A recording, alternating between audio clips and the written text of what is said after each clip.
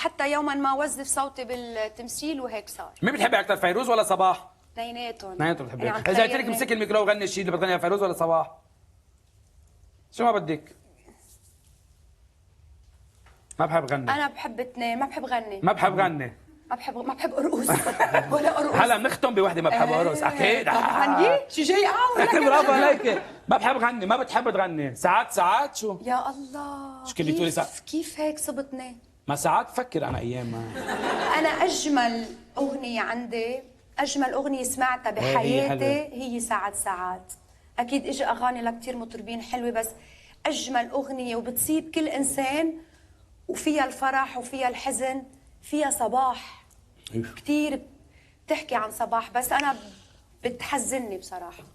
بلاها يعني؟ لا بغني اول كلمتين. غصه يعني، غصه بتعملي غصه؟ ايه يعني هيك بتصيب بالقلب كثير. السبت كان صار لها سنتين ذكرى الثانيه لوفاه سيدة صباح الشحروره. الشحروره الله يرحمها، بس روحها موجوده دائما الصبوحه. الف تحيه لروحها. انا ما بحسها راحت، بحسها موجوده بين الكل. مثال التواضع.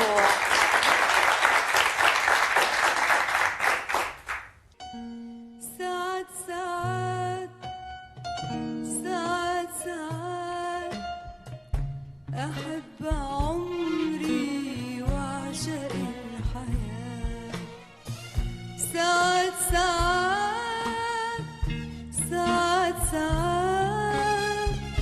أحب عمري وأعشق الحياة. ساعات